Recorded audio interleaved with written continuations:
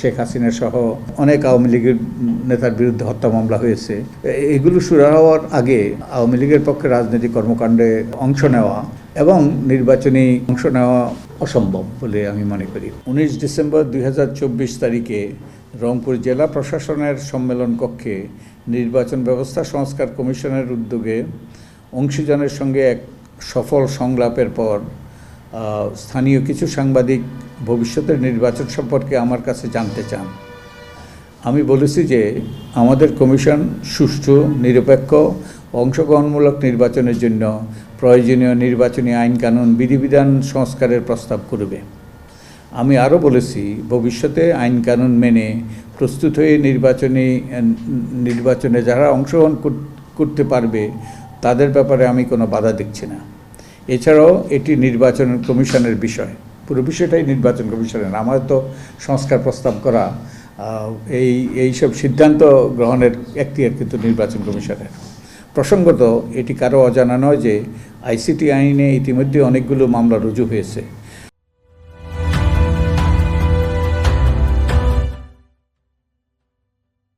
শেখ হাসিনা সহ অনেক আওয়ামী লীগ নেতার বিরুদ্ধে হত্যা মামলা দায়ের হয়েছে। আওয়ামী লীগের নির্বাচন কার্যক্রম নির্ভর করবে এইসব মামলা সুরাহার উপর। কিন্তু কিছু গণমাধ্যম আমার বক্তব্যের ভুল ব্যাখ্যা দিয়ে সংবাদ পরিবেশন করেছে, যা অত্যন্ত অনাকাঙ্ক্ষিত। আমি স্পষ্ট ভাষায় বলতে চাই যে বিপুল সংখ্যক ছাত্র জনতার আত্মত্যাগ ও প্রাণহানির বিনিময়ে গত 5ই আগস্ট এক গণ অভ্যুত্থানের মাধ্যমে ক্ষমতাসীন আওয়ামী লীগ সরকারের পতন হয়েছে। শেখ হাসিনা পালিয়ে গিয়েছে। এ লক্ষ্যে বিগত কয়েক বছর ধরে আমি নানাভাবে ভূমিকা রেখেছি এবং এই জন্য বিভিন্নভাবে হেনস্থার শিকার হয়েছি। কিন্তু আমার বক্তব্যের ভুল ব্যাখ্যা প্রচার আমাকে ব্যতীত মর্মাহত করেছে।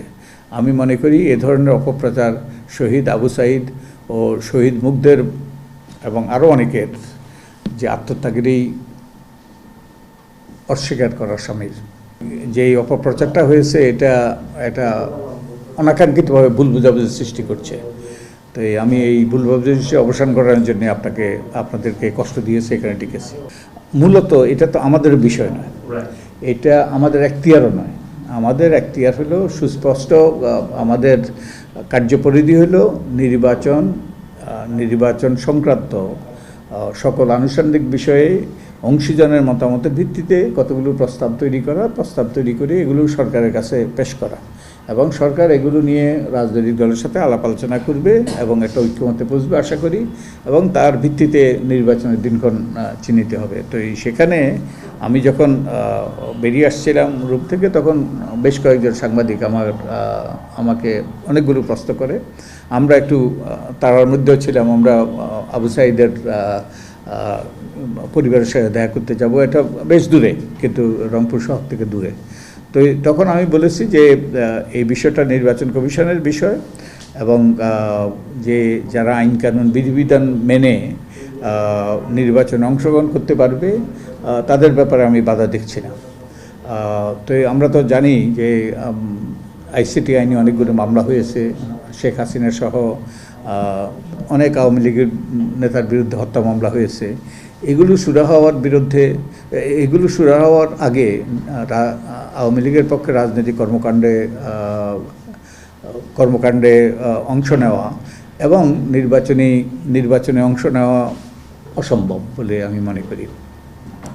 তো তা সত্ত্বেও একটা ভুল বুঝাবুঝির সৃষ্টি হয়েছে। তো আমি এই ভুল বুঝাবুঝিটার অবসান চাই, এবং দীর্ঘদিন থেকেই আমি স্বৈরাচারী আওয়ামী লীগ সরকারের বিভিন্ন অপকর্ম, আমাদের নির্বাচনী ব্যবস্থা ধ্বংস করার থেকে শুরু করে আমাদের বিভিন্ন অধিকার, রাজনৈতিক অধিকার, আমাদের নাগরিক অধিকার, আমাদের মৌলিক অধিকারগুলো তারা কেড়ে নিয়েছে, সেগুলোর ব্যাপারে আমি সোচ্চার ছিলাম। এবং এই জন্য আমি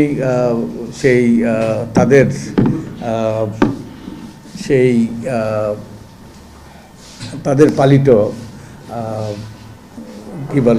পেশিশক্তি সম্পন্ন ব্যক্তিদের আক্রমণের শিকারও হয়েছিলাম। আমার পরিবার আক্রমণের শিকার হয়েছিল। তো এটা নতুন বিষয় নয়। আমি বহুদিন থেকে এ ব্যাপারে সোচ্চার ছিলাম, সোচ্চার এখনও আছি, ভবিষ্যতেও থাকবো। কারণ আমি গত কয়েক দশক থেকে বাংলাদেশের একটা গণতান্ত্রিক, আত্মনির্ভরশীল, আত্মমর্যাদাপূর্ণ, শান্তিপূর্ণ বাংলাদেশ সৃষ্টি করার ব্যাপারে নিবেদিতভাবে প্রচেষ্টা চালিয়ে আসছি। তো এমনি প্রেক্ষাপটে এই ধরনের একটা ভুল বোঝাবুঝি সৃষ্টি করা অনাকাঙ্ক্ষিত এবং দুঃখজনক। আমি আশা করি এর অবসান হবে।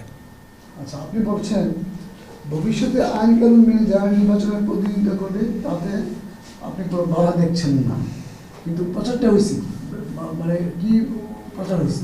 আমি অংশ নিতে বাধা নেই, এভাবে প্রচার হয়েছে। জি, এবং যেটা ওই যে আমার বক্তব্যের মধ্যে ছিল না এবং যেটা অনাকাঙ্ক্ষিত। ঠিক আছে, অনেক ধন্যবাদ আপনাদেরকে। অ্যান্ড আপনারা কষ্ট করে এসছেন। মানে যদি একটু পরিষ্কার হয়ে নেই, যেহেতু ভুল বোঝাবুঝির সমাধানে যে আসছে ওই ভাই যেটা বললেন, মানে তাদের যে এখন বেশ কিছু মানে মামলা এবং বিচারাধীন যেগুলো আছে, এই বিচার হওয়ার আগে রাজনৈতিক কর্মকাণ্ডে তাদের আশা। আমি তো সেই সুযোগ দেখি না। আমি সেই সুযোগ দেখি না। মামলাগুলো হয়েছে সেগুলো বিচার হওয়ার পরে মানে আইনি যে যা হয়, আইনি যা হয় বা সেটা আইনি যদি বলে যে না আমরা নির্বাচনে পার্টিসিপেট করতে পারবে, পাস করবে, যদি বলে না করবে পাস করবে না। আর এগুলো আমার এখতিয়ারও নয়, আমাদের এটা নির্বাচন কমিশনের বিষয়। প্রসঙ্গে এই কথাগুলো আসছে, জি, আপনি কি মনে করেন ওই মনে করাটা জায়গায় আসছে? জি জি জি জি, স্যার ঠিক আছে স্যার, আপনার থ্যাংক ইউ। আশা করি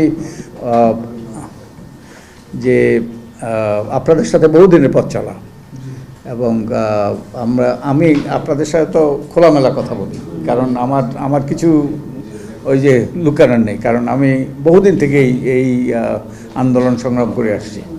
তো এই ভুল বোঝাবুঝির অবসান হওয়া দরকার। অনেক ধন্যবাদ।